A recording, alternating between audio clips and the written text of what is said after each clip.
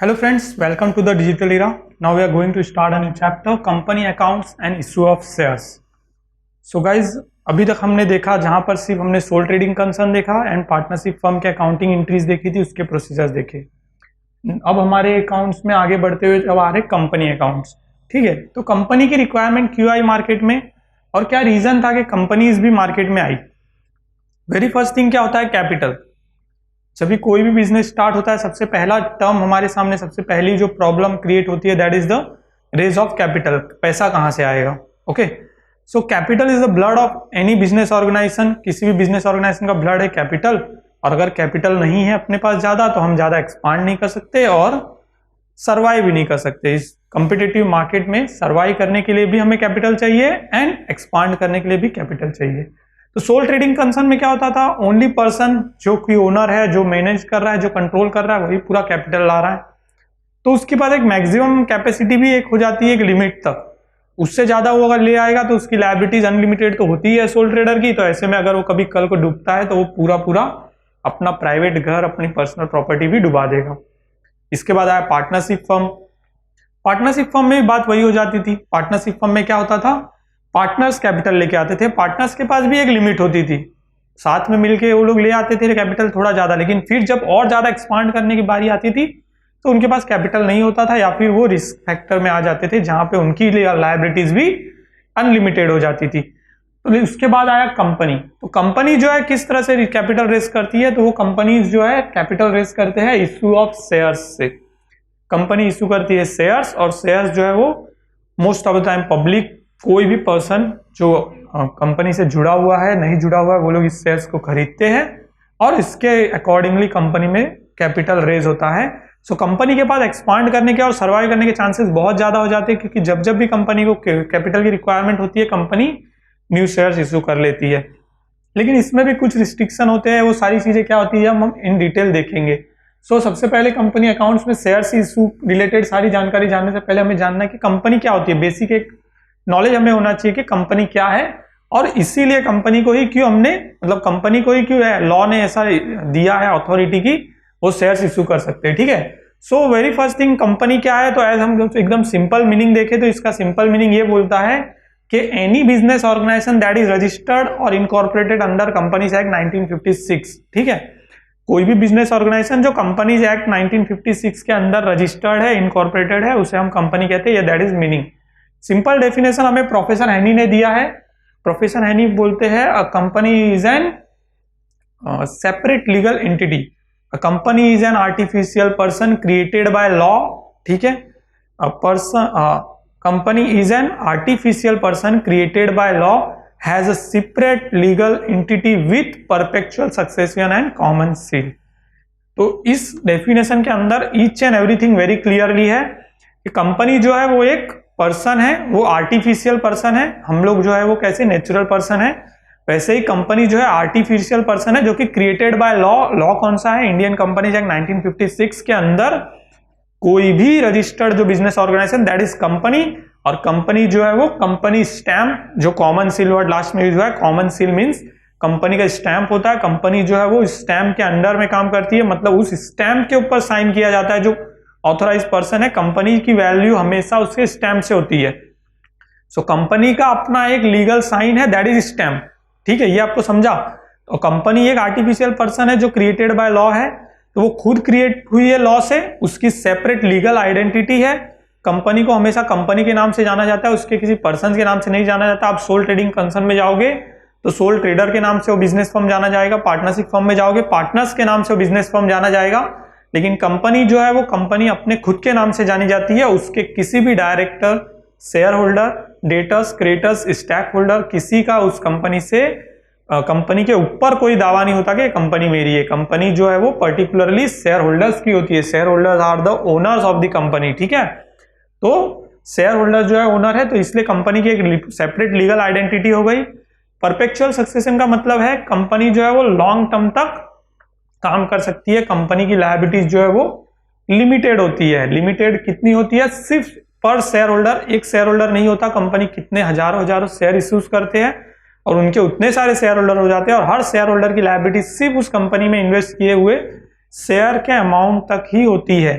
ठीक है, तो सारे फीचर्स भी मैंने डेफिनेशन के साथ ही आपको बता दिए क्या क्या फीचर्स निकल जाते हैं। तो सबसे पहले फीचर्स जो हमारा निकल जाता है वो है वॉलंटरी ऑर्गेनाइजेशन है, ये वॉलंटरी एसोसिएशन है। ठीक है, वॉलंटरी एसोसिएशन मतलब any person can join this company, कोई भी कंपनी कोई भी पर्सन ज्वाइन कर सकता है और कोई भी पर्सन जब चाहे तब उस कंपनी को छोड़ सकता है।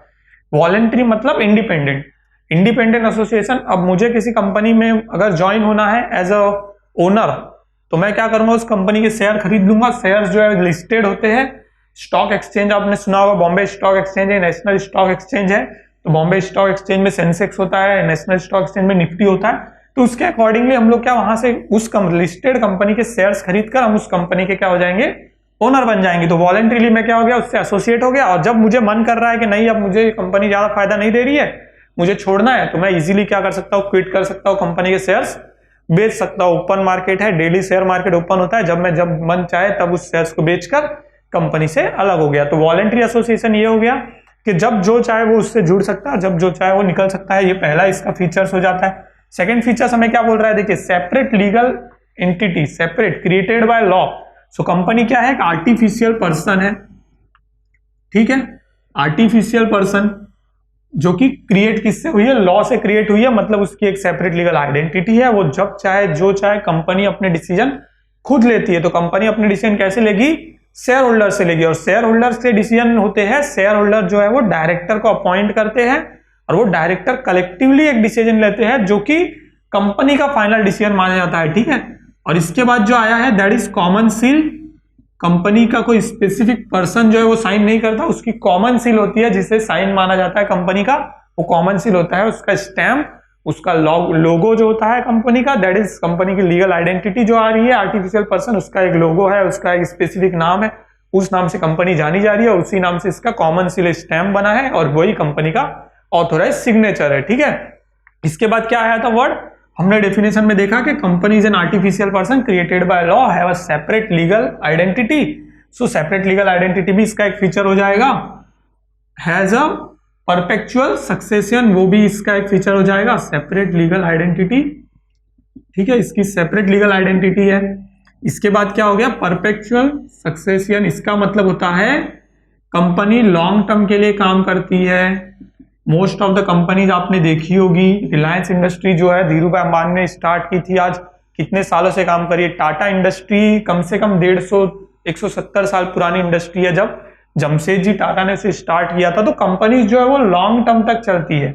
उसका जो विजन होता है वो बहुत बड़ा होता है, उनके जो बिजनेसेस होते हैं वो एक्सपांड होते हैं। अगर उसके जो जमशेदजी है, जो टाटा जमशेदजी टाटा थे, उनकी डेथ से टाटा कंपनी बंद नहीं हुई। धीरू भाई अंबानी ने रिलायंस इंडस्ट्री को स्टार्ट किया, तो धीरू भाई अंबानी की डेथ से क्या हो गया, कंपनी बंद नहीं हुई। Company is owned by the share holders.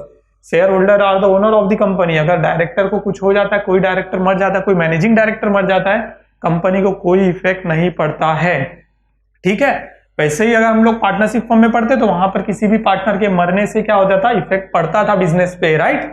लेकिन यहां पर नहीं पड़ता। और सोल ट्रेडिंग कंसर्न में तो बहुत फर्क पड़ जाता है, क्योंकि ओनर ही सिंगल ओनर है, तो उसकी डेथ के साथ बिजनेस क्लोज ही हो जाता है। तो ये हो गया परपेचुअल सक्सेशन। इस तरह से इसके छोटे छोटे फीचर्स है। और एक वेरी इंपॉर्टेंट फीचर जो आ जाता है वो है लिमिटेड लायबिलिटी, जो सबसे इंपॉर्टेंट फीचर्स है as per the companies act 1956।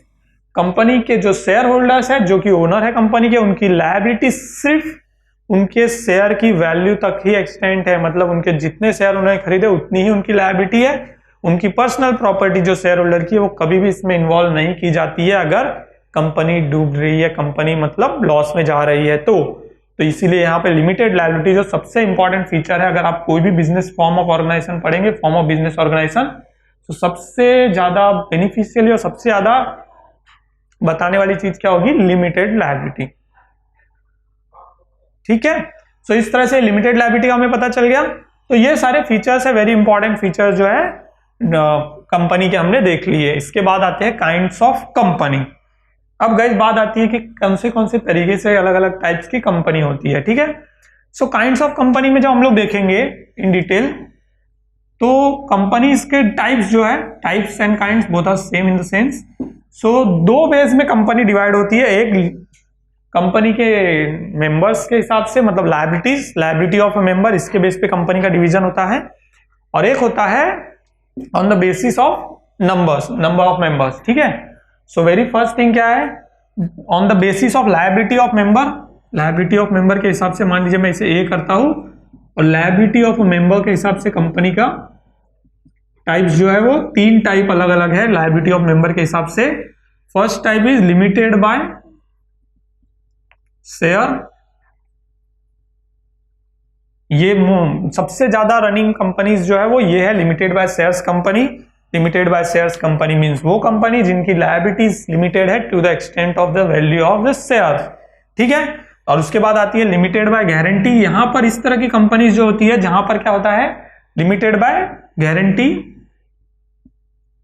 इस तरह की कंपनीज में क्या होता है कि जो शेयर होल्डर है, जो ओनर है कंपनी के, उनकी गारंटी ली जाती है जब वो शेयर्स खरीदते हैं। तो इस तरह की कंपनी भी इंडियन मार्केट में इस तरह की कंपनी नहीं है, फिर भी हमें स्टडी करना है क्योंकि as per the companies act 1956 में कंपनीज के इतने वेस्ट टाइप्स बताए गए हैं, ठीक है। तो गारंटी, लिमिटेड बाय गारंटी में क्या है कि उस पर्सन ने, मतलब जो पर्सन शेयर खरीद रहा है उसने कुछ गारंटी दी होगी उसके अगेंस्ट, शेयर के अगेंस्ट, तो उसकी लायबिलिटी कहां तक होगी, उस गारंटी तक। अगर मान लीजिए मैंने कुछ 10,000 के शेयर खरीदे, उसके बदले मैंने अपनी जो कार है वो 50,000 की वो लगा दी है, उसके अगेंस्ट गारंटी लगा दी है, तो मेरी लायबिलिटी सिर्फ उस कार के वैल्यू तक है। मतलब जब तक मेरे पास शेयर है तब तक मेरी लायबिलिटी वो कार 50,000 तक है कि अगर मेरे शेयर कभी डूबते तो मेरी वो कार डूब जाएगी क्योंकि मैंने गारंटी पे कार लगाई, ठीक है। और थर्ड होता है जो कि अनलिमिटेड लायबिलिटी, जो कि इस तरह की कंपनीज इंडियन मार्केट में कहीं भी नहीं है। इस तरह की कंपनीज भी इंडियन मार्केट में सिर्फ लिमिटेड बाय शेयर्स कंपनी चलती है। अनलिमिटेड लायबिलिटीज की कंपनी में लायबिलिटीज लिमिटेड होती है जो शेयर होल्डर होते हैं उनकी, और इस तरह की कंपनीज जो है वो कंपनीज एक्ट 1956 के अंदर प्रोविजन है इस तरह की कंपनी का, लेकिन इस तरह की कंपनी इंडियन मार्केट में एग्जिस्ट नहीं करती है, ठीक है। उसके बाद आ जाता है ए, मैंने लिया limited by liability of member के ऊपर लिया, और बी जो होगा वो किस बेस पे होगा, बी वाला वो होगा पब्लिक लिमिटेड और प्राइवेट कंपनीज के बेस पे। तो ये होता है एज पर द लॉ और एज पर द मेंबर, ठीक है, एज पर द मेंबर। तो मेंबर के बेस पे या फिर लॉ के बेस पे कंपनी के कितने टाइप बन जाते। सो कंपनी का सबसे पहला टाइप बन जाता है इस पब्लिक कंपनी, ठीक है। और पब्लिक कंपनी जो कि most of the company public company वो कंपनीज होती है जो कंपनी अपने शेयर्स पब्लिक में इशू करती है। सो यहां पर जैसे मैंने बताया लिमिटेड बाय शेयर्स, तो शेयर्स इशू करने के 2 तरीके, अगर आपकी कंपनी पब्लिक कंपनी है, आपकी पब्लिक कंपनी प्राइवेट कंपनी है। और पब्लिक कंपनी होने पे फायदा क्या हो जाता है, आप अपनी कंपनी को कहीं किसी भी स्टॉक एक्सचेंज में लिस्टेड करा सकते हो और अपनी कंपनी के शेयर्स ट्रेडिंग कर सकते हो, जिससे क्या होगा आप पूरी पब्लिकली अमाउंट क्या कर सकते हो, कलेक्ट कर सकते हो, जिससे क्या होता है शेयर्स की वैल्यू भी बढ़ती है, कैपिटल ज्यादा से ज्यादा रेज होता है और कंपनी इजीली एक्सपांड होती है। सो पब्लिक कंपनी का डेफिनेशन जो लॉ में बताया गया है 1956 एक्ट के अंदर बताया गया वो क्या है, public company is a company which is not a private company, ठीक है। अब प्राइवेट कंपनी क्या है ये क्वेश्चन आ जाता है, तो सेकंड जो है इसके अंदर वो है private company. So private company वो कंपनीज होती है जो अपने शेयर्स पब्लिक में इशू नहीं करती है, बल्कि वो अपने शेयर्स इशू करते हैं खुद अपने स्टाफ में इशू कर लेंगे, और एल्स क्या करेंगे अपने फैमिली मेंबर्स में इशू करेंगे, या फिर एक स्पेसिफिक ग्रुप जो होगा उनका रिलेटिव्स का, फ्रेंड्स का सर्कल जो एक बना देते हैं वो लोग, एक ग्रुप ऑफ पीपल का सर्कल बना दिया, उन्हीं में वो लोग क्या करेंगे वो प्राइवेट इश्यूज करेंगे।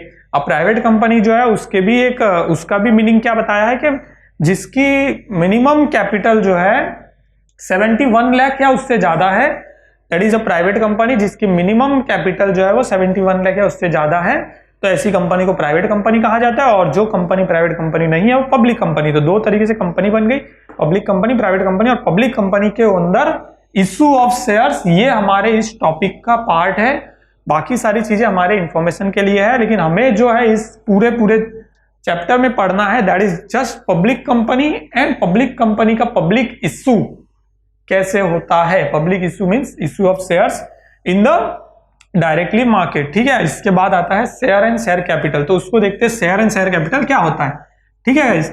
सो very first thing what is share. जब भी हमारे दिमाग में बात आती है शेयर तो हमारे दिमाग में सीधे आ जाता है शेयर मार्केट, ठीक है, क्योंकि हमने जहां भी देखा न्यूज में देखा जब भी हमें सेंसेक्स दिखाया जाता है, बॉम्बे स्टॉक एक्सचेंज जो मुंबई में है उसका शेयर वैल्यू आज इतना हो गया, आज शेयर की प्राइस ये बढ़ गई, आज वो बढ़ गया, सो बॉम्बे स्टॉक एक्सचेंज के शेयर की बात खाली हमेशा वहां पे होती है। सो शेयर की बात होती है तो क्या हो जाता है, शेयर एंड शेयर कैपिटल में जब भी हम लोग बात करेंगे तो share is nothing but the share of a company. बहुत सिंपल मीनिंग, हमें इंडियन कंपनीज एक्ट 1956 जो है और कंपनीज एक्ट जो अमेंडमेंट किया जाता है लॉ में, उसके सेक्शन 2 सब सेक्शन 84 में कंपनीज एक्ट 2013 में वेरी क्लियरली बोला गया है कि share is the share of the capital including the stock as well. ठीक है, कंपनी का जितना भी कैपिटल है और स्टॉक है, कैपिटल एंड स्टॉक, ठीक है, दोनों को मिलाकर उसको पार्टीशन करके एक छोटा सा अमाउंट वैल्यू बना दी जाती है। मान लीजिए मेरा 10 लाख रुपए कैपिटल है पूरा और स्टॉक भी मिला के मेरा पूरा टोटल 10 लाख है, और 10 लाख को मैंने क्या किया, 10,000 अलग अलग भाग में बांट दिया, तो एक एक पार्ट क्या हो गया, 100 रुपए हो गया, तो 100 रुपए क्या हो गया, मेरा शेयर हो गया। ठीक है, दैट इज शेयर, पता चला। और शेयर कैपिटल क्या होता है, सो टोटल शेयर्स की वैल्यूएशन मिलाने पे जो अमाउंट बनता है दैट इज क्या, शेयर कैपिटल। इसी तरह की मीनिंग हमें लॉ में भी दी गई है और इजी अंडरस्टैंडिंग के लिए ये मीनिंग ही बेटर है। तो शेयर क्या हो गया, share is the share of the total capital including stock. Capital और स्टॉक को मिला के उसका एक जो पार्ट शेयर बना दिया गया, उस शेयर को कहते हैं शेयर, और पूरे शेयर्स के कैपिटल वैल्यूएशन को मिलाकर कहते हैं शेयर कैपिटल। दैट्स इट, इतना ही हमें लॉ में दिया गया है। और हमारे अंडरस्टैंडिंग के लिए हम लोग देखेंगे तो हमें शेयर के टाइप्स देखने हैं हम। तो शेयर्स दो तरीके के होते हैं, ऑर्डिनरी शेयर और एक्स्ट्रा ऑर्डिनरी शेयर्स, जिन्हें हम सिंपल लैंग्वेज में जानते हैं equity shares and preference shares. ठीक है, so equity shares are ordinary shares जिन्हें की मार्केट में इजीली हम लोग खरीद सकते हैं, जो पब्लिक इश्यू के टाइम पे क्या हुए, इश्यू किए जाते हैं स्टॉक एक्सचेंज में, जिसकी ट्रेडिंग होती है, they are equity shares. Equity share preference shares में डिफरेंस क्या है, तो प्रेफरेंस शेयर है जो प्रेफरेंशियल राइट, उनके पास क्या होता है, प्रेफरेंस शेयर वालों के पास स्पेसिफिक राइट्स है। जब भी कंपनी स्पेसिफिक राइट्स में क्या होता है, प्रेफरेंस शेयर्स का पहले तो डिविडेंड फिक्स होता है। डिविडेंड फिक्स है मतलब कंपनी क्या है, लॉस में जाने दो, कंपनी क्या है, प्रॉफिट में जाने दो। प्रेफरेंस शेयर का अगर 9% प्रेफरेंस शेयर है तो 9% उनको क्या है, डिविडेंड एवरी ईयर हमें देना ही है, चाहे कंपनी लॉस में जाए चाहे कंपनी प्रॉफिट में जाए। तो दैट इज प्रेफरेंस शेयर। तो पहली प्रेफरेंशियल राइट क्या है, ये है।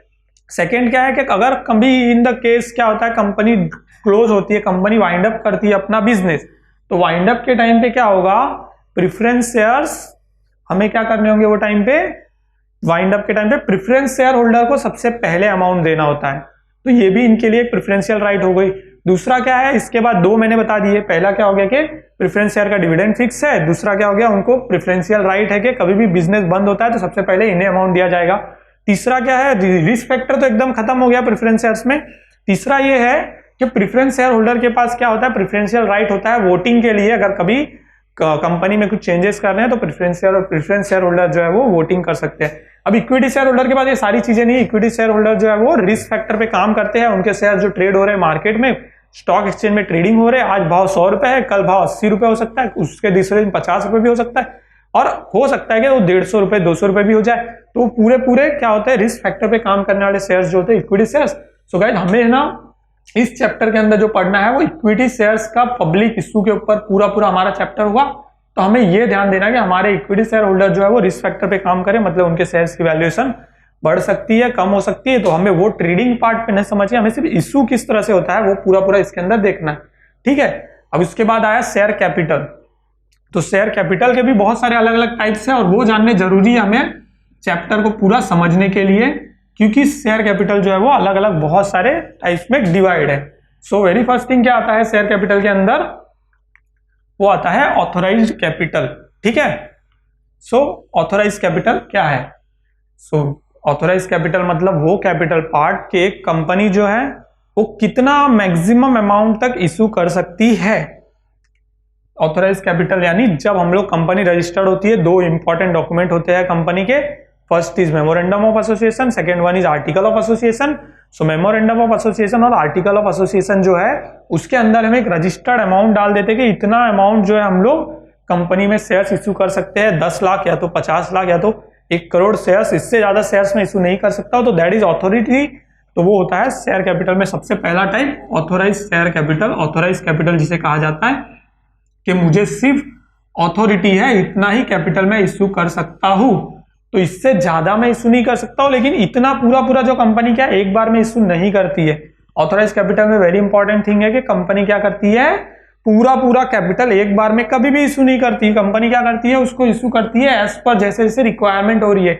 मुझे कुछ नया प्लान डालना है, मुझे कभी जरूरत पड़ी, मुझे एक्सपांड करना है अपना बिजनेस पूरे वर्ल्ड में, इंडिया से, तो मैं क्या करूंगा, तब मुझे कैपिटल रिक्वायरमेंट है, तो मैं क्या करूंगा, 10 लाख मैं शेयर इशू कर सकता हूं, तो 1 लाख शेयर आज इशू कर लेता हूं। फिर फ्यूचर में कभी रिक्वायरमेंट हुई तो फिर 1 लाख शेयर इशू करेंगे, फिर कभी रिक्वायरमेंट हुई 50,000। जैसे जैसे रिक्वायरमेंट है उसके अकॉर्डिंगली कंपनी के जो डायरेक्टर्स है, कंपनी के मैनेजर्स है, वो लोग पूरा कैलकुलेशन करते हैं कि हाँ हमें इतने मनी की रिक्वायरमेंट है, इतने पैसे की रिक्वायरमेंट है, कैपिटल रेज करने के लिए इतने पैसे की जरूरत है, इतना कैपिटल हमें लगेगा। तो वो टाइम पे वो लोग क्या करते हैं, इशू करते हैं कैपिटल। सो दैट कैपिटल जो इशू किया जाता है that is known as issued capital. Okay, second type हमें डायरेक्ट पता चल गया। ऑथोराइज कैपिटल जो है हमें सब में ये पूरे चीजें यूज होने वाली है, वेरी इंपॉर्टेंट थिंग है, ध्यान रखिए इसके ऊपर। ऑथोराइज कैपिटल की बात है, इशूड कैपिटल।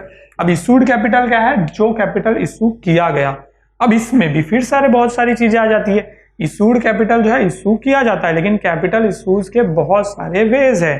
कैपिटल इशू करते हैं, जब शेयर कैपिटल इशू होता है तो हमें पूरा पैसा एक बार में नहीं देना होता है, तो कुछ अमाउंट हमने दिया, एक बेस प्राइस दिया जाता है, और कुछ प्राइस नहीं दिया, वो भी होता है। अब जैसे मैंने क्या किया था, 1 लाख शेयर इशू कर दिए, तो इशू शेयर्स, इशूड कैपिटल मेरा कितना हो गया, 1 लाख इंटू जो शेयर का प्राइसिंग है उससे मल्टीप्लाई करने पे हमें मिल गया इशूड कैपिटल।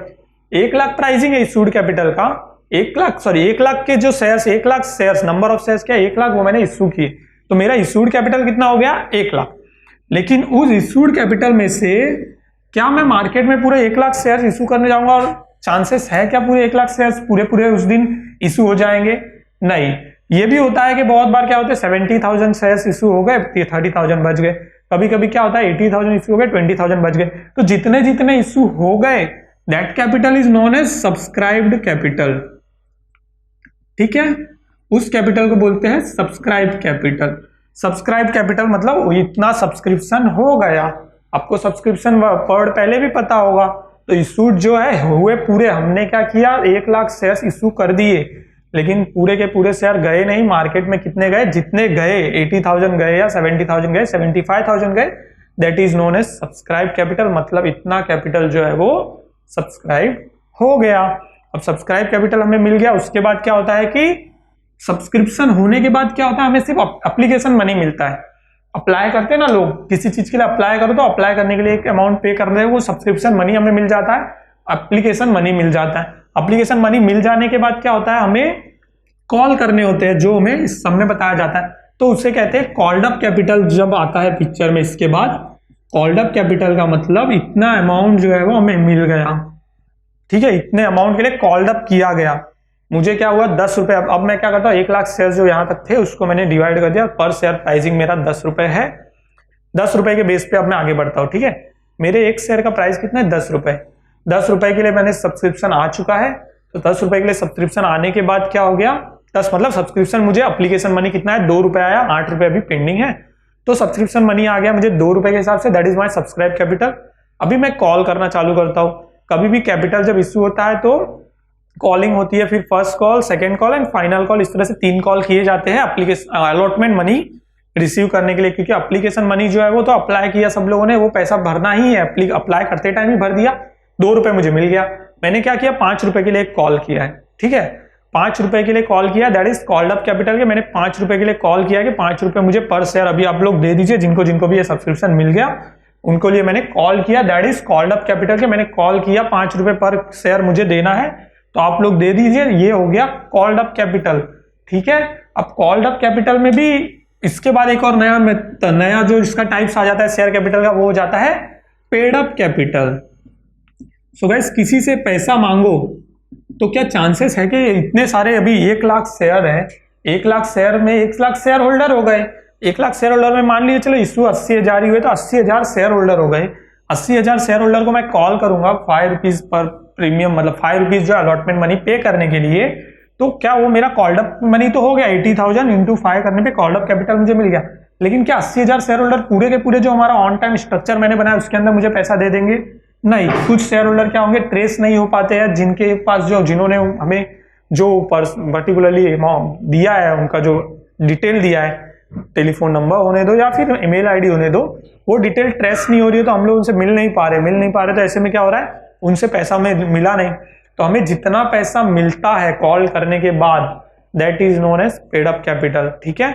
और जो पैसा नहीं मिलता है उसे कहते हैं अनकॉल्ड अप कैपिटल, वो मैं यहां पर लिख देता हूं, that is not a different type but आपको पता होना चाहिए, ठीक है। सो अब हमें पता चल गया पेड अप कैपिटल क्या होता है। पेड अप कैपिटल के अलावा जो बच गया that is known as last one calls in arrears, जिसके लिए हमें डिटेल में पढ़ना जरूरी है क्योंकि ये कॉल्स इन अरियर्स की एंट्रीज ही सबसे इंपॉर्टेंट एंट्रीज होती है हमारे सारे ट्रांजेक्शन में, क्योंकि हम लोग इशू की एंट्री बहुत अच्छे से कर देते हैं हम सारी एंट्री, लेकिन कॉल्स इन अरियर्स का कैलकुलेशन में अगर मिस्टेक हो गई सारा का सारा सम रॉन्ग हो जाता है। सो कॉल्स इन अरियर्स मतलब वो अमाउंट जो पेड अप हो गया है उसके बाद नहीं मिला, जो अमाउंट डूब गया, पेड अप कैपिटल के बाद जो अमाउंट नहीं मिलता है उसमें आता है फिर कॉल्स इन अरियर्स। अब इसके आगे का एक प्रोसीजर है जो मैं आपको एक्सप्लेन करता हूं, that is not a part of share capital. Calls in arrears होते हैं, मान लीजिए 80,000 शेयर्स में से सिर्फ 100 शेयर जो किसी पर्सन ने लिए होंगे उसको मैं ट्रेस नहीं कर पा रहा हूं, उसको मैंने 5 रुपए के लिए कॉल किया, first call, second call, final call, तीनों कॉल कर दिए और उस पर्सन से मुझे कोई रिप्लाई नहीं आया, ना उससे मुझे पैसा आया। तो ये जो 100 शेयर है into 5 rupees, 100 share into 5 rupees, ये मेरे कॉल्स इन एरियर्स है। अब क्या करेंगे, कॉल्स इन एरियर्स के आगे का प्रोसीजर मैं आपको बताता हूं, जब सॉल्व करेंगे तो यूज होगा।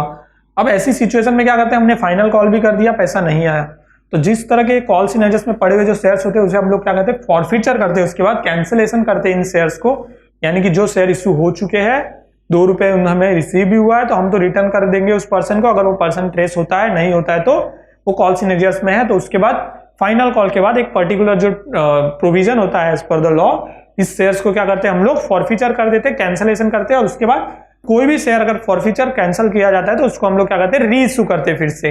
तो इसके बाद री इश्यू वाला प्रोसीजर होता है, वो सारी चीजें इन डिटेल हम लोग देखेंगे। तो आपको ये समझना है कि ऑथोराइज कैपिटल को इशूड कैपिटल फिर सब्सक्राइब कैपिटल इस तरह से कैसे डिवाइड किया गया, ये आपको इन डिटेल समझ में आना चाहिए। So very first thing authorize capital, ये आपका हो गया ऑथोराइज कैपिटल। 2 पार्ट में ऑथोराइज कैपिटल डिवाइड हो जाता है, एक होता है इशूड, ठीक है, और यहां पर होता है अनइशूड। अनइशूड मींस ये कैपिटल आप बाद में कभी इशू कर सकते हो। अब इशू कैपिटल 2 पार्ट में फिर से डिवाइड हो जाता है, एक होता है सब्सक्राइब्ड, ठीक है, और एक होता है अनसब्सक्राइब्ड।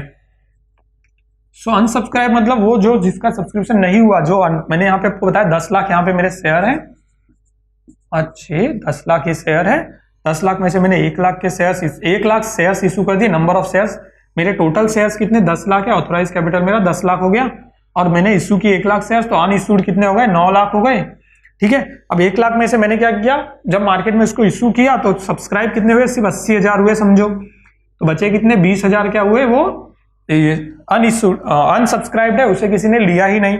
अब 80,000 में से क्या होगा, सब्सक्राइब भी 2 पार्ट में डिवाइड हो जाएगा, एक होगा कॉल्ड अप, दूसरा होगा अनकॉल्ड अप, यानी वो जो कि कॉल्ड हुए और वो जो कि अनकॉल्ड है। अब अनकॉल्ड मतलब उसका किसी ने रिप्लाई ही नहीं दिया, अनकॉल्ड हो गए। अब कॉल्ड वालों से क्या होगा, हमें या तो पैसा मिलेगा या तो नहीं मिलेगा, ठीक है। अब कॉल्ड वालों से पैसा मिलेगा, so that comes in the picture, that is paid up, ठीक है। और यहां पर आता है अनपेड अप कैपिटल, ठीक है, ठीक है। और ये पेड अप कैपिटल जो है, फिर यहाँ पे पेड अप कैपिटल को 2 पार्ट हो जाते हैं, एक होता है पेड अप में से मुझे मनी रिसीव्ड और मेरा कॉल्स इन एरियर्स हो जाता है, और अनपेड अप कैपिटल में क्या होता है 2 पार्ट होता है, एक होता है रिजर्व कैपिटल, एक होता है अनरिजर्व कैपिटल।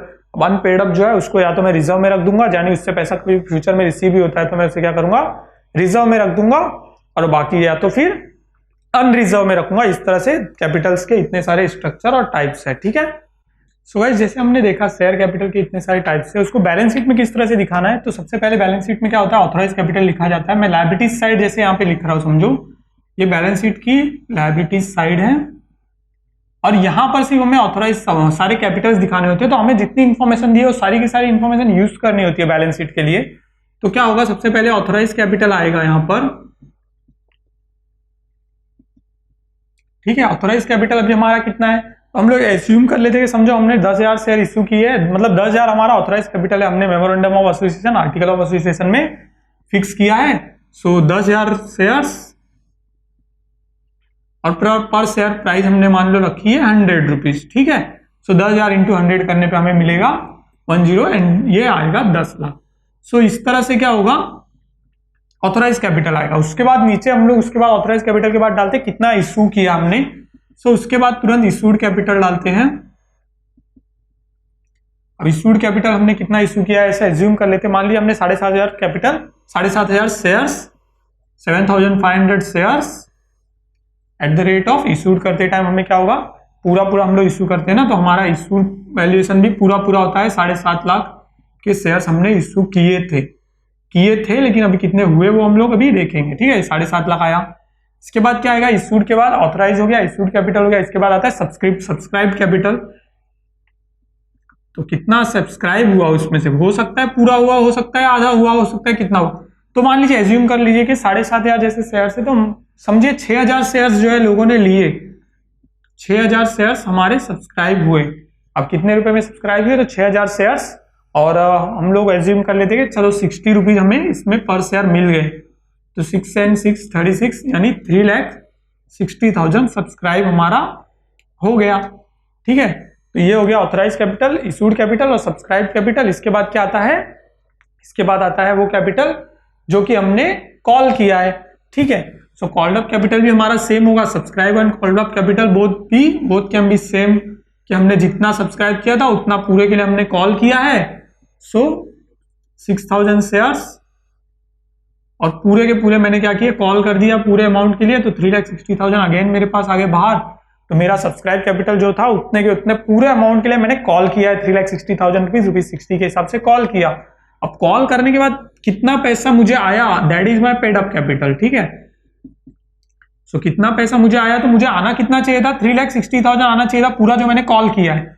लेकिन मान लीजिए कुछ उसमें से कॉल्स इन एरियर्स है, यानी उतना पैसा नहीं आया। अब क्या है कॉल्स इन एरियर्स, तो मैंने आपको बताया कि जो शेयर्स का पैसा नहीं आया। तो मान लीजिए 500 शेयर्स जिसका 30 रुपीज आना बाकी है, ठीक है। तो 30 इंटू 5 3 या 15, तो 15,000 यहां से माइनस करेंगे तो बाहर जो अमाउंट आएगा that is your final amount. और जब हम लोग बैलेंस शीट बनाएंगे तो हम लोग सिर्फ इस अमाउंट को कंसीडर करेंगे, बाकी सारे जो है वो शो ऑफ अमाउंट होते हैं कि मेरा ऑथराइज कैपिटल इतना, इशूड कैपिटल इतना, सब्सक्राइब कैपिटल इतना, कॉल्ड अप कैपिटल इतना। लेकिन मेरे पास कितना पैसा आया, दैट इज 3,45,000 जो मैं अपने बिजनेस पर्पज के लिए यूज कर सकता हूँ, that is my capital part.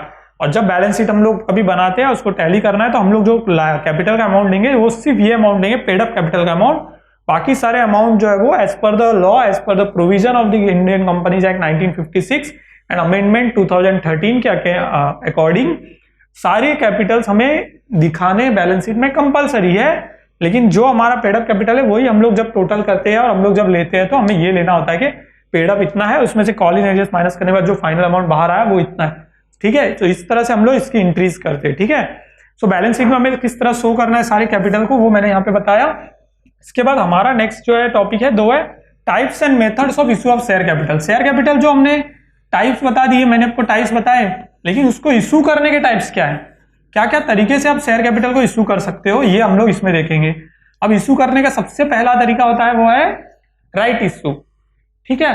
Right issue क्या होता है, सो राइट इशू वो होता है कि जो ऑलरेडी शेयर्स होल्डर है, शेयर होल्डर जो ऑलरेडी है उनको ही राइट्स देना कि आप ये शेयर ले लीजिए, उनको एक प्राइसिंग में थोड़ा सा बेनिफिट मिल जाता है। अगर वही शेयर मैं पब्लिक मार्केट में मतलब पब्लिकली जब उसको बेचूंगा तो उसका प्राइसिंग ट्रेडिंग होने के बाद आएगा तो वो थोड़ा उनको महंगा पड़ेगा। बट राइट इशू में क्या होता है, जो ऑलरेडी मेरे शेयर होल्डर्स है, जो ऑलरेडी मेरे शेयर होल्डर है उन्हीं को क्या करूंगा मैं शेयर्स इशू कर देता हूं, ठीक है। जो ऑलरेडी मेरे शेयर होल्डर है उन्हीं को क्या किया मैंने शेयर्स इशू कर दिया, तो वो राइट इशू होता है। उनको राइट मिलता है कि उनके 2 शेयर के बदले में मैं 2 शेयर दूंगा, या फिर कभी कभी हम लोग निकालते हैं ऐसी स्कीम 3 शेयर के बदले में 1 शेयर दूंगा। ये सारी चीजें आपको ध्यान देनी है, जो चीजें वो जो वर्डिंग और जो चीजें मैं यहाँ पे यूज कर रहा हूँ।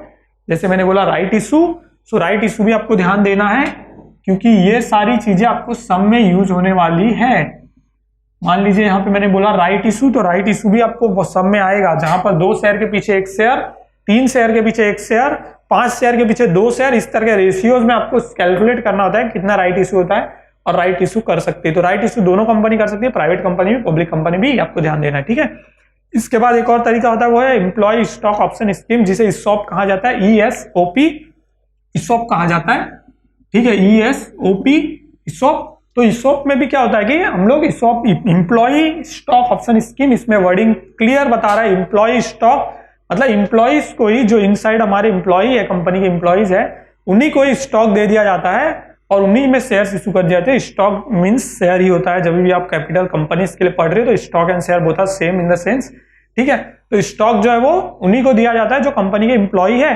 सो इस तरह के ट्रांजेक्शन भी प्राइवेट एंड पब्लिक दोनों कंपनी कर सकती है। इसके बाद कौन सा है, तो इसके बाद है एम्प्लॉय स्टॉक ऑप्शन के बाद तीसरा हो जाता है प्राइवेट प्लेसमेंट। प्राइवेट प्लेसमेंट ये private companies most of the time करती है, वैसे ये भी प्राइवेट और पब्लिक दोनों कंपनीज कर सकती है। तो प्राइवेट प्लेसमेंट में क्या होता है कि बहुत सारी कंपनियां क्या करती है कि एक particular group of people, group of उनके फ्रेंड्स हो गए या फिर कंपनी के एम्प्लॉई समझ लिए, प्राइवेटली वो डिसाइड कर लेते हैं कि इतने लोगों के बीच में मुझे शेयर अलॉट करने हैं और उन्हीं को शेयर्स देते हैं। So that is known as private placement, ठीक है। वर्ड से ही पता चल रहा है। इसके बाद आता है पब्लिक इशू।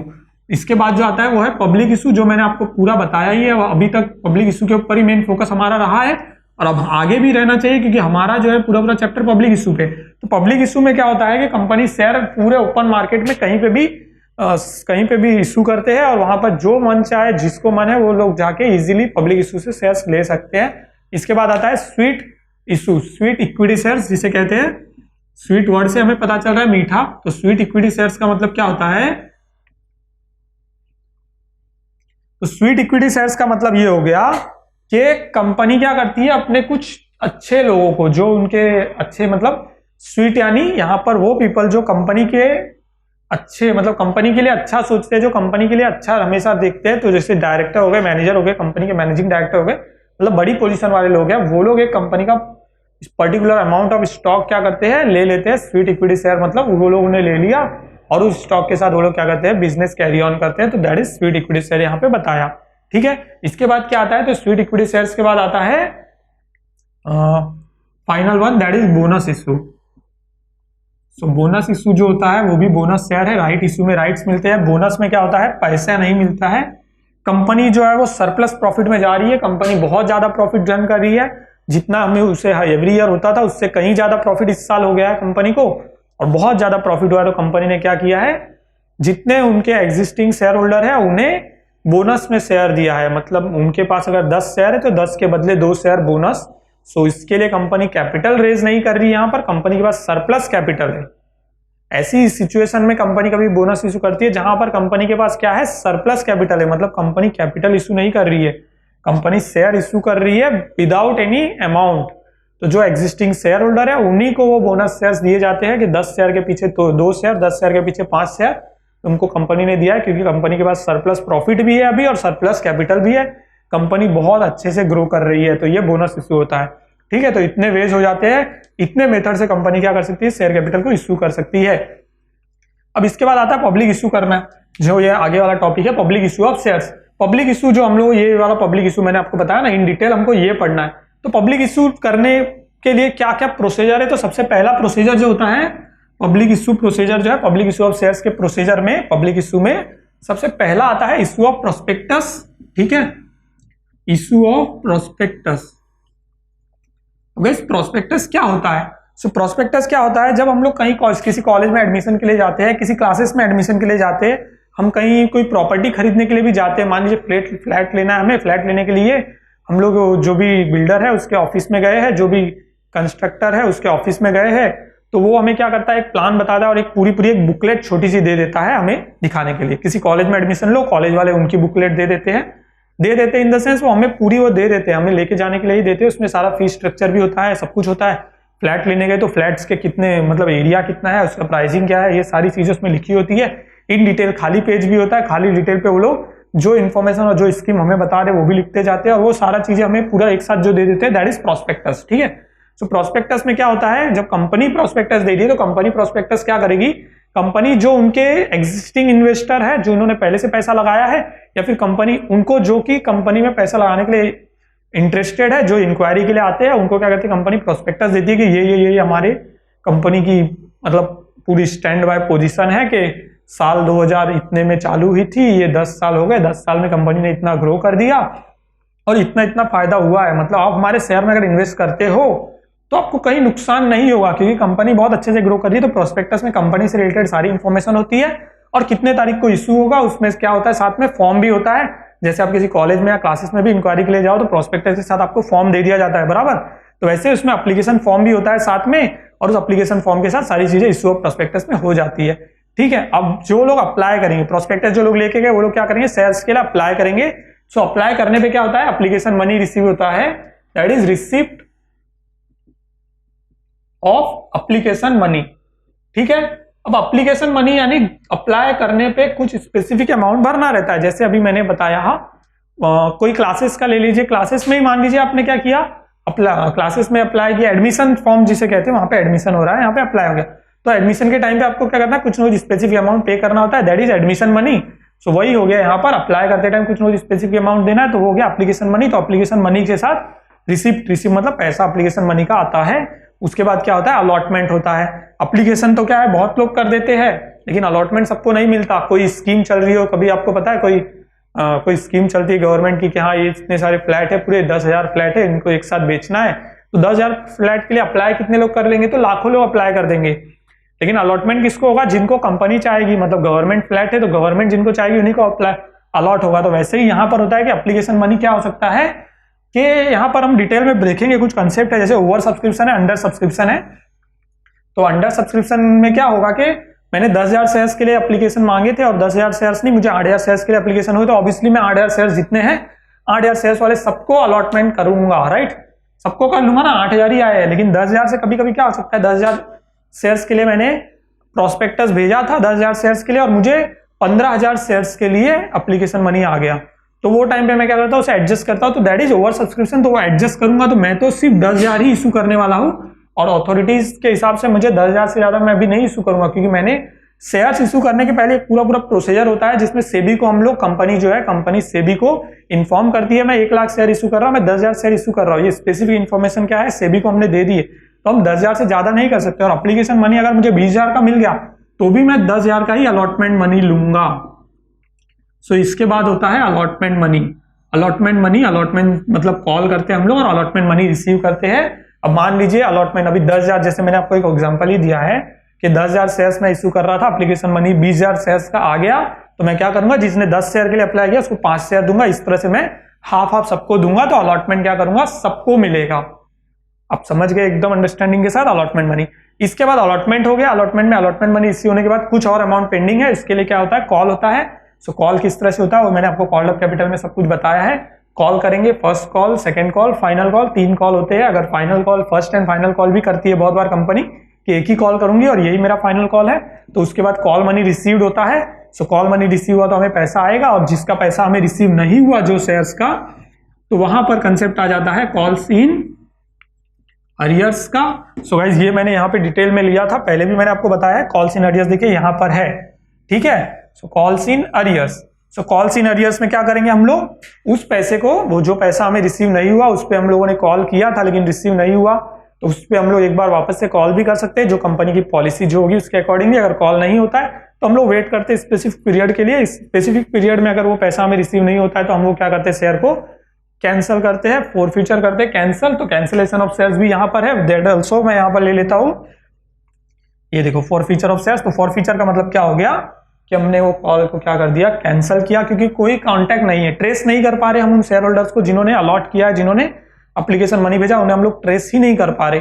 और ट्रेस नहीं कर पा रहे तो हम उनसे पहुंच ही नहीं सकते जब उनके पास, तो उनसे पैसा लेने का चांस ही नहीं बनता। तो हम लोग वेट करते हैं एक स्पेसिफिक पीरियड ऑफ टाइम तक, उसके बाद अगर नहीं मिलता है तो हम लोग कैंसिल कर देते शेयर्स। तो that is forfeiture of shares. अब कुछ शेयर्स के इंपॉर्टेंट टर्म्स है जो मैं आपको यहाँ पे एक्सप्लेन करूंगा। Issue of share at a premium.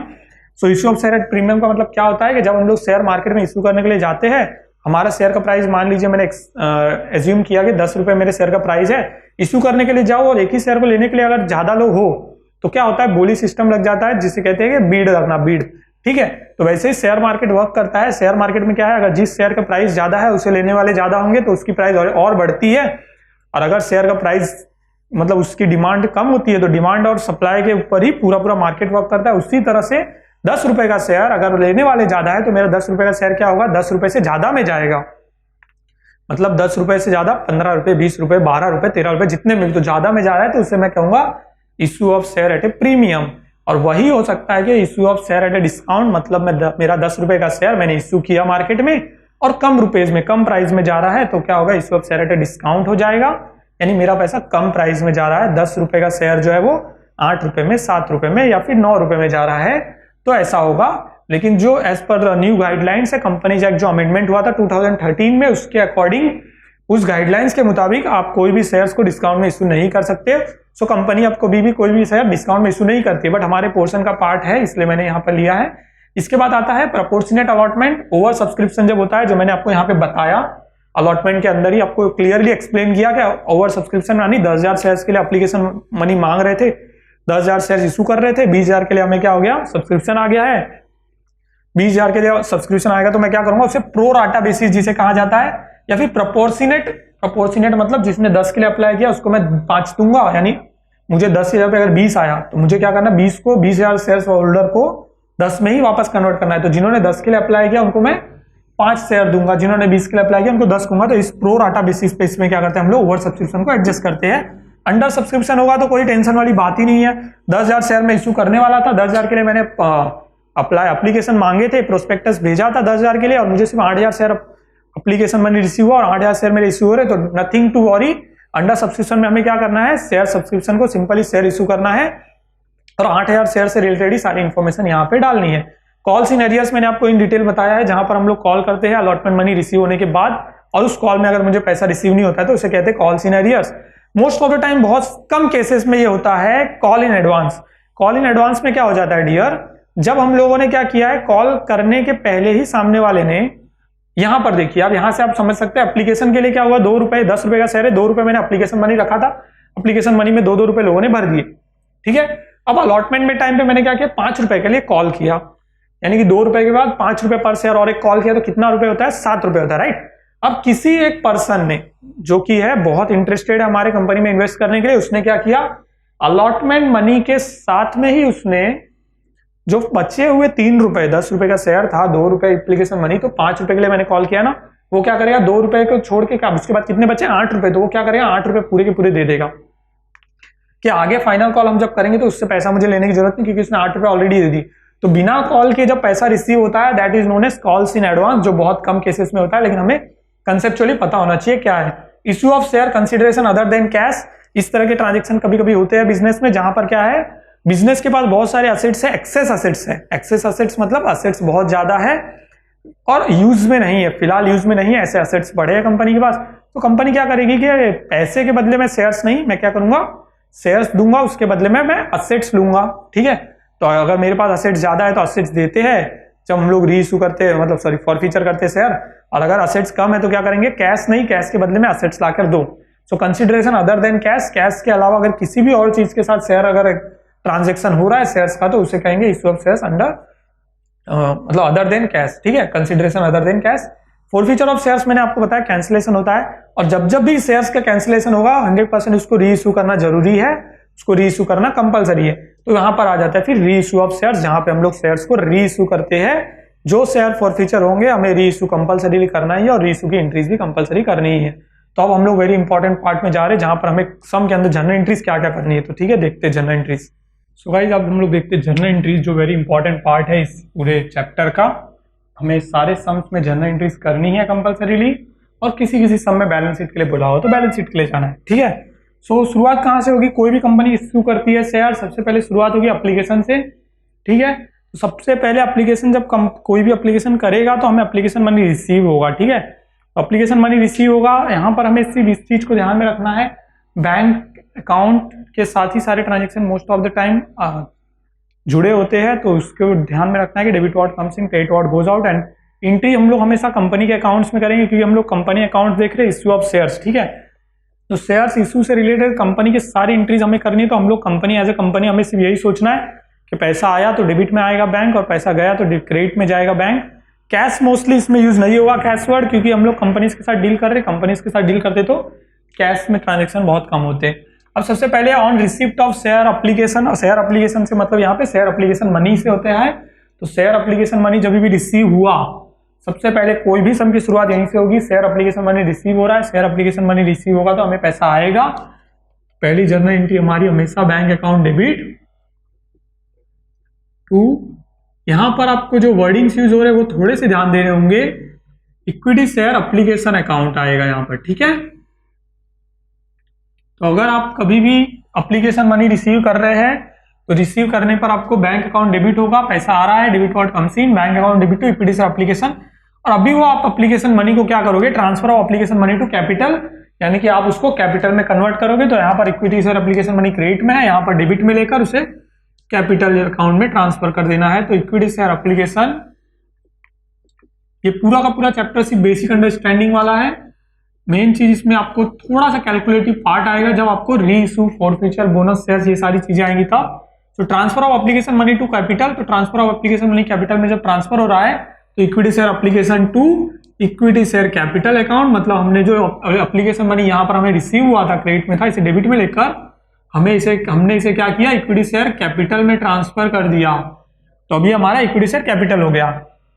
अब मनी रिफंडेड और एप्लीकेशन रिजेक्टेड, सो गाइस इस तरह की चीजें हो सकती है, ठीक है। एप्लीकेशन रिजेक्टेड होते हैं, मनी रिफंड होगा या एप्लीकेशन रिजेक्ट होगा। तो ऐसा कब होगा, जब एप्लीकेशन हमें ज्यादा रिसीव हो जाती है या फिर कोई फॉल्ट इन्वेस्टर, कोई फॉल्ट पर्सन होता है जो अप्लाई करता है तो कंपनी उन्हें शेयर इशू नहीं करती है, अगर उन्हें कंपनी को बैकग्राउंड पता है शेयर होल्डर का।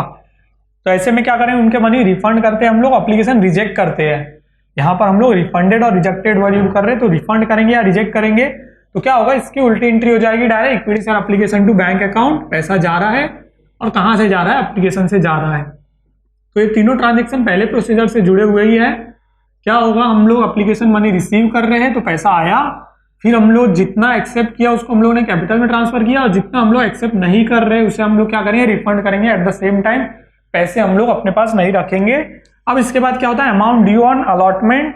सो गाइस अभी अलॉटमेंट मनी हम लोगों को ड्यू करना है। तो जब भी पहला पैसा क्या है रिसीव होता है तो उसका ड्यू नहीं होता, पहले रिसीव होता है उसके बाद ड्यू होता है, ये एंट्री होती है। लेकिन इसके बाद जब भी आप अलॉटमेंट मनी के लिए करिए, आप कॉल करेंगे तो भी आप पहले क्या करेंगे, ड्यू करेंगे, मतलब पहले आप ये एंट्री करके बाद में पैसा रिसीव करेंगे। तो ये एंट्री मतलब इक्विटी शेयर कैपिटल नीचे होगा और ऊपर आप जो कर रहे हैं वो, ये मैं एक्सप्लेन करता हूँ। इस तरह से जैसे मैं अलॉटमेंट मनी कर रहा हूं तो मैं क्या करूंगा, ये एंट्री ड्यू करने की एंट्री क्या होगी, इक्विटी शेयर अलॉटमेंट वर्ड यहां पर यूज हो जाएगा। तो equity share allotment account debit to equity share capital. इस तरह से मैंने क्या किया, ड्यू किया है, पहले अलॉटमेंट मनी को क्या किया, मैंने ड्यू किया है इक्विटी शेयर कैपिटल अकाउंट में, ठीक है। और उसके बाद जब पैसा रिसीव होगा तो हमें अलॉटमेंट मनी रिसीव हो रहा है, मतलब पैसा receive, bank account debit to equity share allotment account. मतलब ये एंट्री पहले एप्लीकेशन मनी जो है वो पहले रिसीव होता है, उसके बाद हम उसकी ड्यू की एंट्री करते हैं। बट यहाँ पर हम लोग पहले उसे ट्रांसफरिंग स्टेज पे ट्रांसफर करके फिर वो पैसा रिसीव करते हैं। तो हमें पैसा रिसीव होगा bank account debit to equity share allotment account, ठीक है। तो ये हमें पता चल गया अब हमें किस तरह से एंट्री करनी है, ठीक है, अलॉटमेंट अकाउंट। सेम वैसे ही कॉल के लिए यहाँ पर देखिए मैंने कॉल अमाउंट ड्यू लिखा है। ये कॉल किसी भी चीज का कॉल हो सकता है, for first call, for second call और फॉर फाइनल कॉल। किसी भी चीज के लिए आप कॉल कर रहे हो तो आपको सिर्फ कॉल के जवाब, जैसे फर्स्ट कॉल अगर आप कर रहे हो तो यहाँ पे आप शेयर फर्स्ट कॉल अकाउंट करोगे, अगर आप सेकंड कॉल कर रहे हो तो शेयर सेकंड कॉल अकाउंट करोगे, अगर आप फाइनल कॉल कर रहे हो तो आप फाइनल कॉल अकाउंट करोगे। और ड्यू करते टाइम नीचे इक्विटी शेयर कैपिटल आ जाएगा, जैसे मैंने आपको अलॉटमेंट का बताया। तो मान लीजिए मैं यहाँ पर कॉल ले रहा हूं तो मैं सिर्फ पहला कॉल लेता हूं, तो मैं यहाँ पे करूंगा फर्स्ट कॉल, फिर शेयर फर्स्ट कॉल भी आप यहाँ पे वर्ड यूज कर सकते हो, share first call account debit to किस में ट्रांसफर करना है, इक्विटी शेयर कैपिटल में।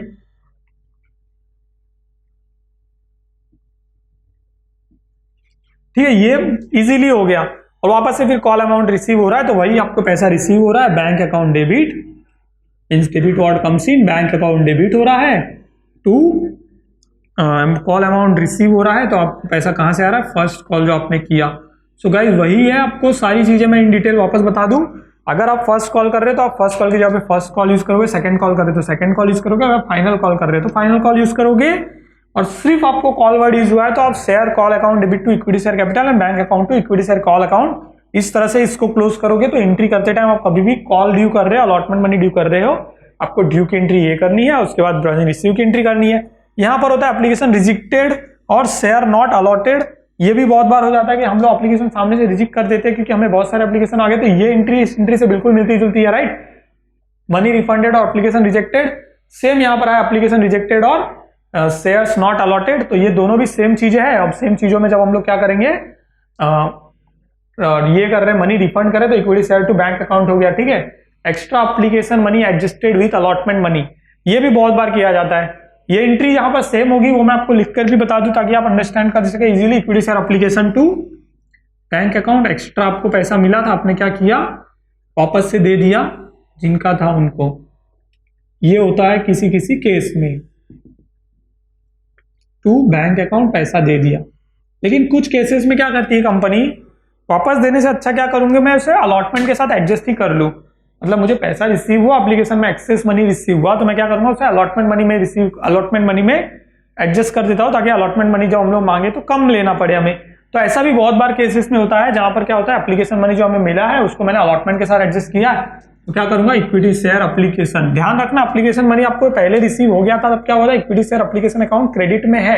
सिर्फ वही माइंडसेट में रखो कि क्या चीज पहले क्रेडिट हुई है उसको डेबिट में करके एडजस्ट करना होता है, each and everything. Application money में मुझे एक्सेस मनी मिला, तो क्या करूंगा मैं, एक्सेस मनी मतलब डेबिट में वापस लूंगा, इक्विटी शेयर एप्लीकेशन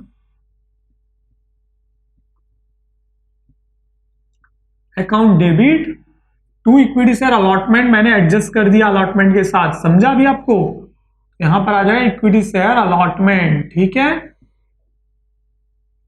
तो ये एडजस्टमेंट की एंट्री हो गई कि मैंने क्या किया, एप्लीकेशन मनी को अलॉटमेंट मनी के साथ एडजस्ट कर दिया। या तो मैं उसे पे कर सकता था रिटर्न, तो कंपनी में मुझे जब ट्रांजेक्शन में पढ़ाई कर स्टडी करूंगा, जब मैं सम देखूंगा, सम में मुझे पता चलेगा कि हाँ मुझे बैंक में वापस से मैंने पैसा रिटर्न किया, फिर मैंने अलॉटमेंट मनी के साथ एडजस्ट किया तो मैं अलॉटमेंट मनी में ट्रांसफर कर दूंगा। अब ये मैंने जो इश्यूज के आपको बताए थे ना, इश्यू होते हैं शेयर, तो ऐसे डिस्काउंट भी हो सकते हैं या फिर issue of share at premium भी हो सकते हैं। तो शेयर क्या हो गई, अगर डिस्काउंट में इश्यू हो रहा है तो कैसे एंट्री करनी है, और अगर शेयर प्रीमियम में इश्यू हो रहा है तो कैसे एंट्री करनी है, वो हम लोग देखते हैं, ठीक है। मान लीजिए अलॉटमेंट मनी में हमने एंट्री करनी थी, तो अलॉटमेंट मनी में जब हम लोग एंट्री कर रहे थे तो क्या किया मैंने, इश्यू ऑफ शेयर ऐसे डिस्काउंट किया। डिस्काउंट में जब मैं शेयर इश्यू कर रहा हूं तो शेयर मेरे डिस्काउंट में इश्यू हो रहे, तो क्या हो रहा है, मुझे पैसा कम आ रहा है मेरे पास। तो मुझे जो पैसा आएगा वो मैं क्या करूंगा, यहाँ पे शेयर अलॉटमेंट एप्लीकेशन के टाइम पे आपको नहीं पता चलेगी ये चीज, हमेशा आपको पता चलेगी अलॉटमेंट के टाइम पे, ठीक है। शेयर अलॉटमेंट अकाउंट डेबिट, अब मेरे शेयर प्राइस 10 रुपए, उससे मैं अभी भी आपको कम नहीं करना है, ये चीज आपको ध्यान रखनी है। शेयर जो है आपके जितने हैं उतने में ही आपको करना है। तो आपका जो इक्विटी शेयर यहां पर है ना, equity share capital credit side में, वो आपका पूरा रहेगा हमेशा। ध्यान आपको ये देना है, ये share allotment to equity share, जब भी आपका शेयर अलॉटमेंट मनी रिसीव हो रहा है, देखिए आप यहाँ पे equity share allotment to equity share, share allotment money जब ड्यू हो रहा है, राइट, तो equity share to share allotment, share premium में इश्यू हो रहा है तो भी ये सेम एंट्री यहाँ पर रहेगी, share allotment to equity share. खाली आपको देखना क्या, डिस्काउंट में क्या, डिस्काउंट में मतलब ऐसा मुझे पैसा कम मिलेगा, तो discount on issue of shares, ये अकाउंट वहां पे रेडी होता है, that is assets, fictitious assets है discount on issue of shares, ध्यान रखना। तो फिक्टिशियस असेट्स हो गया, तो आपको समझ में आया कैसे। 10 रुपए का शेयर था, मैं आपको यहाँ पे लिखता हूं, देखिए 10 रुपए का शेयर था और मुझे इशू कितने में हुआ है, 8 रुपए में हुआ है, तो मेरा शेयर अलॉटमेंट हो गया 8 रुपए और मुझे डिस्काउंट देना पड़ गया 2 रुपए। अब आपको समझा ये चीज कैसे मैंने एंट्री की है। अब इसकी रिवर्स, थोड़ी सी रिवर्स एंट्री कैसे हो जाती है, जब मैं प्रीमियम में इश्यू करूंगा, प्रीमियम में इश्यू करूंगा तो भी मुझे शेयर अलॉटमेंट मनी वही मिलेगा, शेयर अलॉटमेंट अकाउंट डेबिट। मैंने आपको बोला टू इक्विटी शेयर कैपिटल तो फिक्स है, वो तो आना ही है, to equity share capital account, ये तो आना ही है। लेकिन यहां पर चेंजेस क्या हो रहे देखना, यहां पर क्या होगा, मुझे प्रीमियम मिलेगी, जिसे हम लोग कहते हैं जब प्रीमियम में शेयर इशू होता है तो शेयर प्रीमियम मिलती है, जो कि पार्ट है रिजर्व का, यानी लायबिलिटी साइड में दिखाना है discount on issue of shares is the part of fictitious assets, asset side में दिखाना है शेयर प्रीमियम जो है। जब देखिए मैं आपको बताता हूं, शेयर प्राइसिंग कभी भी चेंज नहीं होनी चाहिए डियर। शेयर 10 रुपए का है, 10 रुपए ही है। अब शेयर 2 रुपए ज्यादा में गया तो अलॉटमेंट प्रीमियम मुझे नीचे मिलेगी, अलॉटमेंट में मुझे पैसे ज्यादा मिलेंगे। यहां पर मुझे एग्जैक्ट अमाउंट जो रिसीव होगा वो आना चाहिए, क्योंकि देखिए शेयर अलॉटमेंट जब हो रहा है तो वो अमाउंट मुझे शेयर अलॉटमेंट अकाउंट से रिसीव हो रहा है, तो अलॉटमेंट में मुझे वो एग्जैक्ट फिगर आना चाहिए जो मुझे रिसीव हो रहा है। शेयर कैपिटल अकाउंट सेम रहेगा, चाहे 10 रुपए का है चाहे 100 रुपए का शेयर, शेयर प्राइसिंग में चेंज नहीं होगा, शेयर कैपिटल ही होगा। और उसके बाद आप एंट्री मार देना, आपको देना डिस्काउंट में गया तो डिस्काउंट यानी शेयर अलॉटमेंट में से कम करना, तो डेबिट साइड में लिखेंगे आप यहाँ पर, और अगर क्रेडिट साइड में ज्यादा आ रहा है मतलब प्रीमियम में जा रहा है तो यहाँ पर लिखेंगे। ये समझा आपको। अभी कॉल इन एरियर्स ड्यू हो रहा है। सो गाइस इसी तरह का जैसे मैंने आपको ये बताया था, कॉल कर रहे हैं तो कैसे होता है, वैसे कॉल इन एरियर्स भी ड्यू होगा। सो कॉल इन एरियर्स भी जब ड्यू होगा तो वही आपको एंट्री करनी है, call in arrears account debit to share capital account, calls in arrears account debit to equity share capital account. और फिर इसका अमाउंट रिसीव होने पे भी इसी तरह की एंट्री होगी, call in arrears amount receive हुआ तो भी bank account debit to calls in arrears account. यानी आप कोई भी कॉल कर रहे हो, चाहे first call, final call, second call, या फिर कॉल्स इन एडवांस में, आपको पैसे खाली क्या होंगे, अलॉट एप्लीकेशन मनी की तरह पैसे पहले रिसीव होंगे, उसके बाद उसको ड्यू करना है आपको to calls in arrears account. ये हो गया। अब इसके बाद आता है forfeiture of shares. Shares cancellation हो रहे हैं, शेयर कैंसिलेशन होंगे तो कभी भी किस अकाउंट से होंगे, तो शेयर कैंसिलेशन होंगे तो आपके अकाउंट इस अकाउंट से होंगे जिसे कहते हैं हम लोग शेयर कैपिटल। कैपिटल में से शेयर्स जाने चाहिए, ठीक है। फॉरफीचर कब होता है, जो मैंने आपको बताया, जब कॉल इन अरियर्स के लिए मैंने ड्यू किया था, कॉल इन अरियर्स के लिए ड्यू किया, लेकिन जब बैंक अकाउंट में रिसीव हुआ तो मैंने मान लीजिए ड्यू किया था 500 शेयर्स के लिए 50 रुपए, मतलब 500 इंटू 5 2000 25,000 मुझे आना चाहिए था, 20,000 रुपए मुझे आया, 5,000 रुपए मुझे नहीं आया, मतलब 500 शेयर्स यानी 50 रुपए के लिए मैंने कॉल किया, तो मैं 5,000 जो नहीं आया डिवाइड बाय 50 करूँ तो मुझे पता चलता है 100 शेयर्स जो है वो उससे रिलेटेड जो कॉल इन एरियर्स मनी है वो नहीं आया। तो वो पैसा जब मुझे नहीं आया तो मुझे अब वो शेयर क्या करने हैं, फॉरफीचर करने पड़ेंगे। अब शेयर फॉरफीचर करना है मतलब वो शेयर मुझे क्या करना है, खत्म करना है, मतलब कैंसलेशन करना है उन शेयर्स को, 100 शेयर्स को।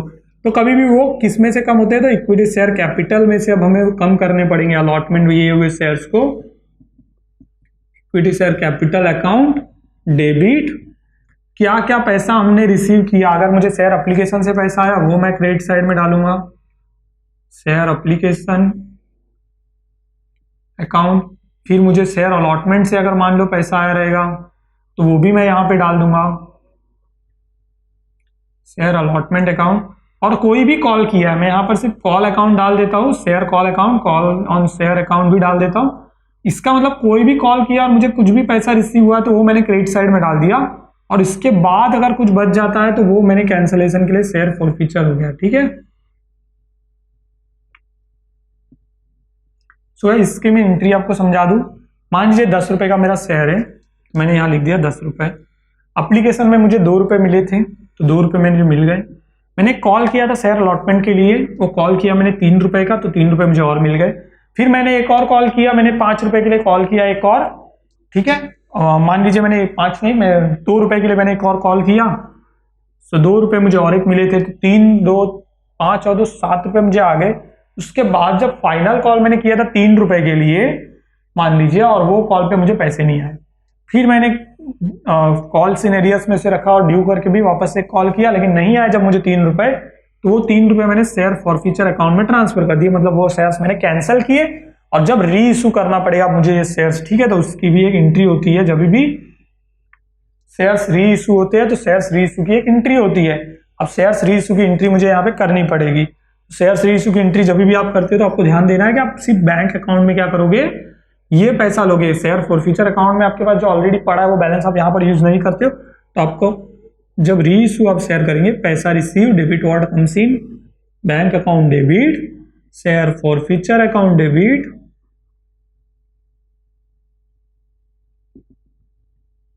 To equity share capital account, ये एंट्री आती है री इशू की, ठीक है।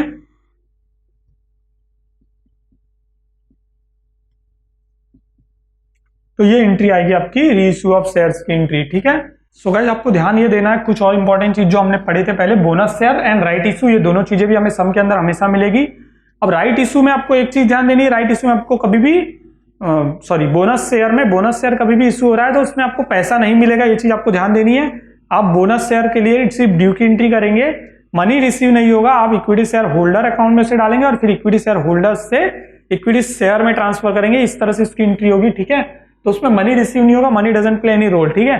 और राइट इशू जब होगा तो राइट इशू में क्या होगा, हम लोग 10,000 शेयर्स के लिए राइट इशू कर रहे हैं, तो राइट इशू को जब हम लोग क्या करेंगे, ड्यू करेंगे, जैसे अलॉटमेंट मनी के लिए ड्यू करते हैं वैसे। और राइट इशू में पूरा पूरा पैसा एक बार में रिसीव होता है, उसमें किसी तरह का कुछ अमाउंट ड्यू, कॉल वॉल ये सब नहीं होता है, तो ठीक है। उसको पहले हमने क्या करना है, ड्यू करना है, यानी कि right issue equity share, right issue account debit to equity share capital account, इस तरह मैंने पहले ड्यू किया और bank account debit to equity share right issue account करके मैंने पेमेंट रिसीव कर दिया।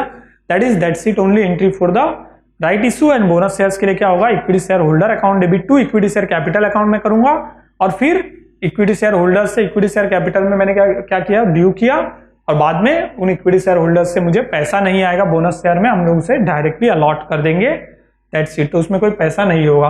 तो इस तरह से इन डिटेल पूरा मैंने देख लिया, जर्नल एंट्रीज देख लिया हम लोगों ने, टाइप्स ऑफ पहले कंपनीज, कंपनी के features, definition, meaning, types of companies क्या होते हैं, फिर क्या क्या कैपिटल के टाइप्स है, शेयर्स के क्या क्या टाइप होते हैं, शेयर्स इशू किस किस वे में हो सकते हैं, उनके इशू करने की लीगल प्रोसीजर क्या है, उनके अकाउंटिंग प्रोसीजर क्या है, उनके जर्नल एंट्रीज क्या है, ये सारी चीजें हम लोगों ने इन डिटेल में देखी।